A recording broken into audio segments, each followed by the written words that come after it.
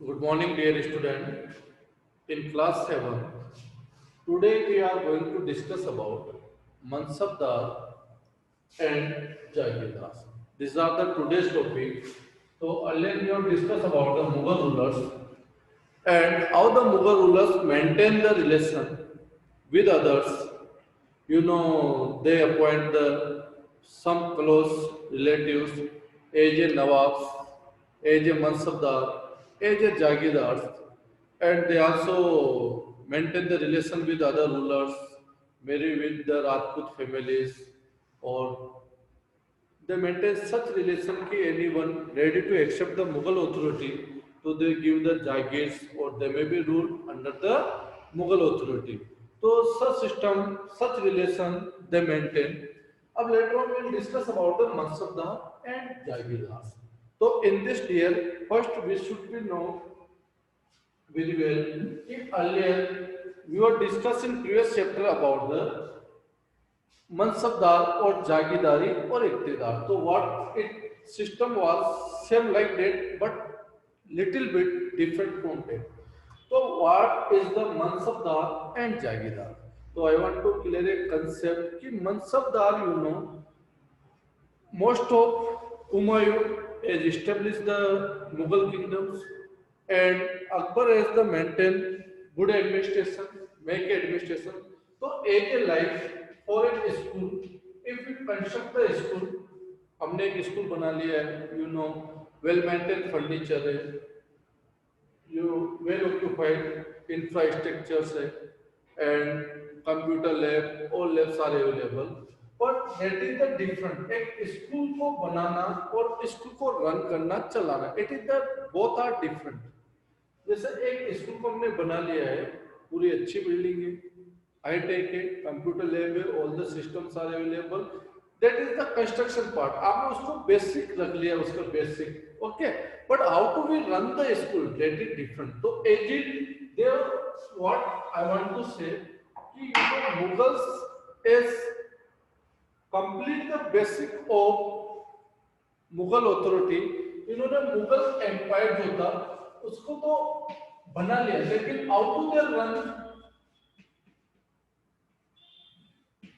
How to run the Mughal empire अब बनाना अलग चीज है आपने उसको फैला लिया एक्सटेंड कर लिया एक्सपांड कर लिया but how to we run the Mughal empire policies are required administrations are required so how to run the Mughal empire this is the policy that's why the Mansabdar and Jagirdars are required so Mansabdar means what they appointed the such person as a position like suppose this is the Mughal empire okay or Mughal empire has extended till here so this expand has happened so complete entire part come under the Mughals जैसे expand भी हो गया उसको फैला भी लिया Mughals empire को later on what happens तो it is difficult to rule जैसे फॉर एग्जांपल अकबर रूलर है तो it is difficult to rule for Akbar in entire Mughal empire पूरे मुगल एम्पायर में तो एक रूलर रूल नहीं कर सकता जैसे USA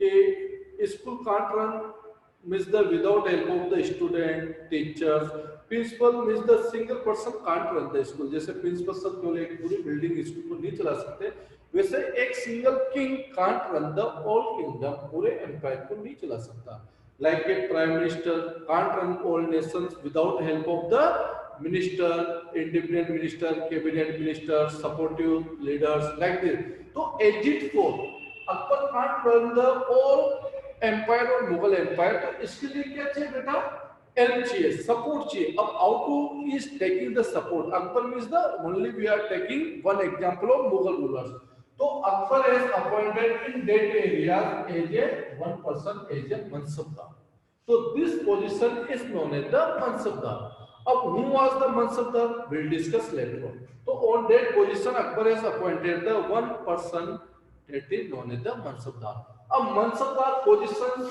was depend on the rank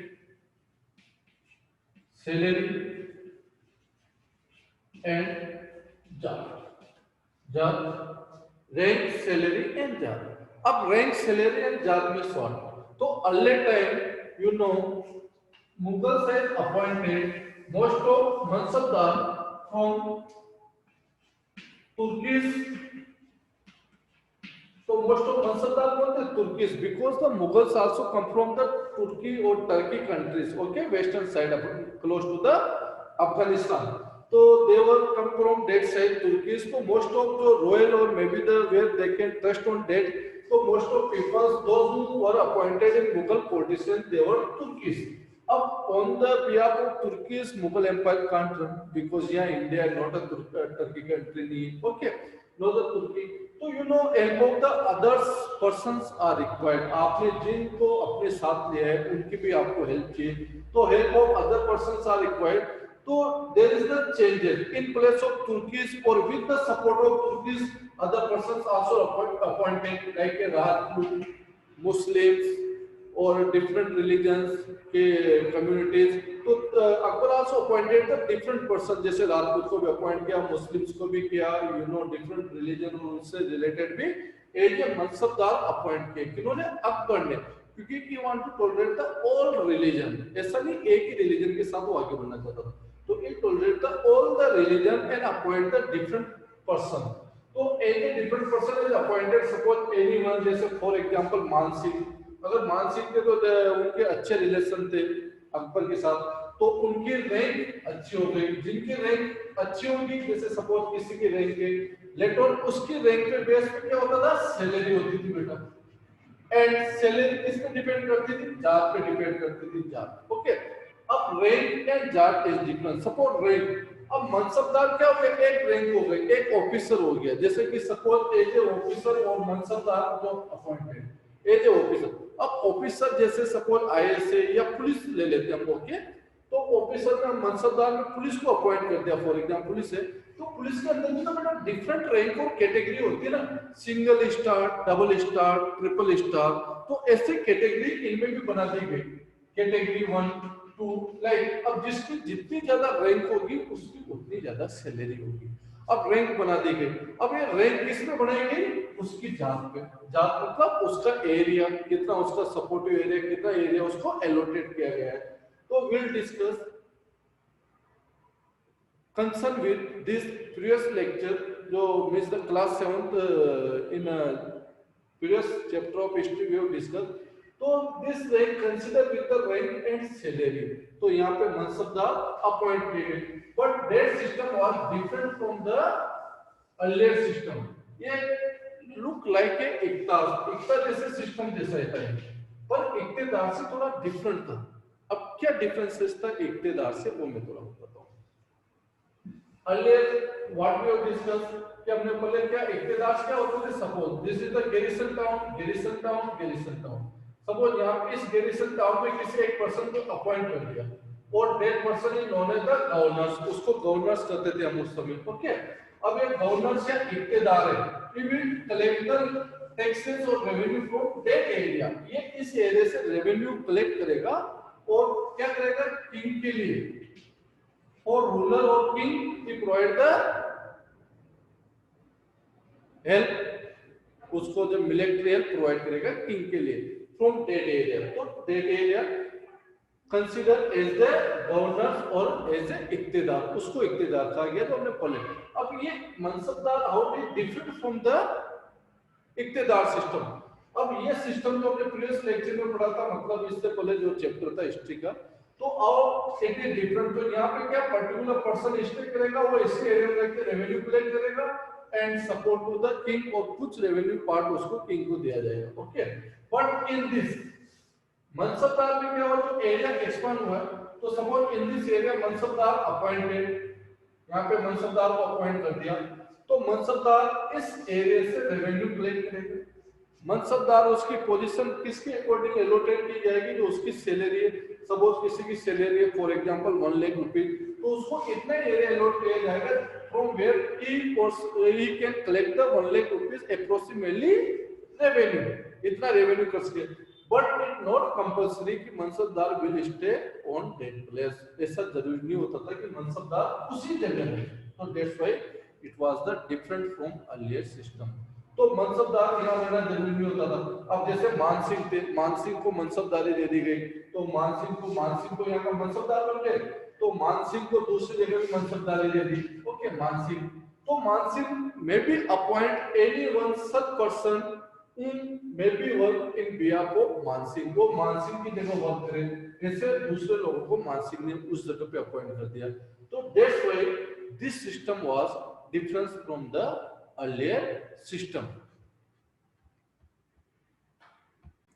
अब व्हाट इज द जागीरदारी? अब जागीरदारी क्या होती है? You know, in that area where the mansabdar appointed, that area known as the jagirdar, इसको जागीरदारी कहा जाता था। From here he collected taxes to maintain the army. अब आर्मी में किस टाइप की आर्मी मेंटेन करनी थी? सवार एंड कैवलरीमैन, सवार एंड कैवलरीमैन, क्योंकि आर्मी को भी मॉडिफाई करना था। ओके, तो सवार and cavalryman maintain by the mansabdar and jagirdar. तो this is the system we have discussed. तो that area is known as the Jagirdari. अब how do they appoint the Mansabdar? Means those person who may be generate the trust on or ready to accept the Mughal authority, जो Mughal authority को accept करेगा, उन लोगों को क्या बनाया गया? मनसबदार, वो एक्सेप्ट द मुगल सर्विसेज, जिसने मुगल सर्विसेज को एक्सेप्ट किया। और what was the मनसबदारी salary depend on the rank, salary जो रैंक होती थी उसी के अकॉर्डिंग सैलरी होती थी, और जो सैलरी है उसी के according you maintain the military, उसी के अकॉर्डिंग आपको मिलिट्री और आर्मी मेंटेन करनी है। तो सपोज इफ यू आर जागीरदार और mansabdar for a particular area, तो यू विल मेंटेन द सवार एंड कैवलरीमैन अकॉर्डिंग टू नीड्स, जितनी नीड्स और जितनी रिक्वायरमेंट है उतने सोल्जर्स आपको मेंटेन करने हैं। और suppose when you maintain the soldiers in that area, तो you need a collection of revenues, तो वो रेवेन्यू कलेक्शन क्या कहलाया? जागीरदारी, यानी जागीर कहलाए। That is known as the वतन जागीर allocated to the मनसबदार। तो that is the main meaning of the जागीरदारी and Mansabdar system. Okay, dear. I will also send the slides of this lecture. If you have any doubt, you may be asked. अब हम discuss करेंगे कि what problem faced by the Akbar and Aurangzeb, means the how this system was smoothly going on in during Akbar, and what was the major problem faced by the Aurangzeb. अब ये कहते हैं कोई system जितना अच्छा होता है, अगर वो स्मूथली रन करता है तो अच्छी बात है, either then it will create the problem. So see how the Mansabdari system raise the problems for the Aurangzeb. You know, Akbar and Aurangzeb. So during the Akbar, first they established the Mansabdari or particular person's position according their salary, they appoint the Mansabdar or Jagirdar। उसकी salary के according उसको पहले study किया जाता था कि कितनी salaries और मे बी उसको कैलकुलेट किया जाता था, उसके अकॉर्डिंग जागीरदार अलॉट होते थे लाइक दिस। तो they can collect the, suppose anyone salary is 1 lakh rupees for example, तो he may be collect the approximately taxes from that area, इतना रेवेन्यू उस एरिया से वो कलेक्ट कर सके। तो it is assessed by the Akbars before appointing any person as the Mansabdar or Jagirdar. That was the system during the Akbar. But during the Aurangzeb, what happened? During the Aurangzeb, when he appointed the Mansabdar, तो Mansabdar demand for the more revenue. क्यों? उन्होंने करना start कर दिया कि lot of maintenance required to maintain the military के लिए बहुत ज्यादा चाहिए। तो what happens in place of that, उसकी प्रॉब्लम को सॉर्ट आउट करने की जगह what Akbar has decided, Akbar has increase the number of jagirdar and mansabdar. तो नंबर ऑफ मनसबदार बढ़ा दिए इन्होंने, अकबर ने नंबर ऑफ मनसबदार एलोकेट कर दिए कि if you enable to maintain the soldiers in that area, तो आप कम सोल्जर मेंटेन करो, इसकी जगह सेकंड जागीरदारी बना दी, ये बना दी। इस टाइप से it increase the number of Jagir. Suppose what happens, अब नंबर ऑफ जागीर्स इंक्रीज हो गई, उसके बाद भी they demand for the revenue और सैलरी के लिए वो बोलते हैं कि हमारी सैलरी फिर भी कम है, क्योंकि नंबर ऑफ जागीर्स कब इंक्रीज होगी बेटा, जब when a one Jagir may be divided into two part या three part, भाई एरिया तो सेम है ना। अब when a अर्ली टाइम ये जागीर इसके अंदर आती थी तो इतनी कलेक्शन वो ले रहा है पर्टिकुलर एरिया, तो बहुत से मनसबदार को क्या फील हुआ कि इट मे बी पॉसिबल कि आर जागीर में be annexed by the one, जब या किसी के द्वारा हड़प ली जाए तो they increase the revenue on that area. उन्होंने बहुत से मनसबदार ने क्या किया, रेवेन्यू बढ़ा दिया अपने अपने एरिया में, क्योंकि एक जागीर शॉर्टेज होना स्टार्ट हो गई। क्यों शॉर्टेज हुई, क्योंकि land area was limited, land area तो लिमिटेड था। अब 7 जागीर बन गई, suppose Aurangzeb want to increase the number of jagir, तो 8 हो जाएगी। Okay, after that what happens, 9 बढ़ेगा तो it will be shared from the other jagirs, वो अदर दूसरी जागीर से उसको शेयरिंग करनी पड़ेगी। तो this happened during the Aurangzeb. तो इस समय भी जब प्रॉब्लम्स आई तो पता चला जितनी सैलरी वो दे रहा था इनको, जितनी सैलरी जागीरदार को मिल रही थी 9 जागीरदार को, जस्ट एग्जांपल, उतना रेवेन्यू कलेक्शंस नहीं हो रहा था। जितनी सैलरी 9 जागीरदार को दे रहा था उतना रेवेन्यू कलेक्शन उस एरिया से नहीं हो रहा था। तो what mansabdar doing, they pressurize the peasant to collect more revenue, और डायरेक्ट इनडायरेक्ट जब पब्लिक और मे बी peasants पे प्रेशर आता है तो they may be against the rulers। तो this was the system during the Aurangzeb। तो today dear student we have discussed about mansabdari and जागीरदारी, और we have discussed also कि how this system was different from the इक्तेदार। तो फिर मैं बता देता हूँ इक्तेदार से ये सिस्टम कैसे डिफरेंट था। You know in mansabdar it is not compulsory to stay on that particular area. जैसे सपोज मानसिंह को मनसबदारी 1 दे दी, मानसिंह मनसबदारी नंबर 2, तो मानसिंह में भी स्टे एनीवेयर और he can appoint any such person who rule, who can take decision in behalf of the Man Singh. तो ये compulsory नहीं हो रहा था during the mansabdari. But iqtedari is what happens, though the garrison town जो होते थे ना, तो बिटवीन द गैरिसन टाउन जो लैंड है या पर्टिकुलर गैरिसन टाउन है यहाँ का, तो गैरिसन टाउन में रूलर अपॉइंटेड है, गवर्नर्स या मे बी नवाब जिसको भी अपॉइंट किया, गवर्नर्स को अपॉइंट कर दिया, या हेडमैन ऑफ विलेज या जमींदार, तो governors appointed. But what was the problem, governor will be stay at a particular place to collect the revenue, उसको वहीं पे रहना पड़ता था टू मेंटेन द मिलिट्री और आर्मी। तो this system was different from the earlier system. तो today dear student we have discuss about the mansabdari and jagirdari, और Monday onwards we will start the next topic. Thank you. Have a good day.